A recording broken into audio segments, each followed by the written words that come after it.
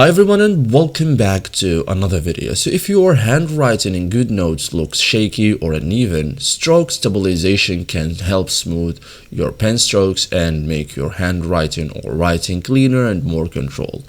In this guide, I will show you step by step how to use stroke stabilization in Goodnotes in 2026 for smoother and more professional writing. First thing first, open the pen tool settings. Okay, so open any notebook in Goodnotes, select the pen tool and tap again on the pen icon to open settings. Okay, so this reveals advanced writing options. Find stroke stabilization, which is smoothing. So inside pen settings, look for stabilization or smoothing. So you have here many options. Okay, highlights, we have tape, we have this. Okay, we have many options here.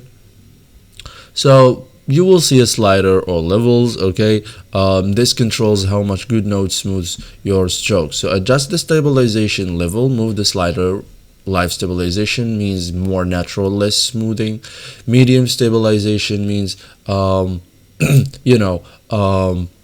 balanced, which is recommended, and high stabilization, which is very smooth but slightly delayed. Okay, so start with medium and adjust based on your writing style. You can also test your writing in real time. So after adjusting, write a few words. Okay,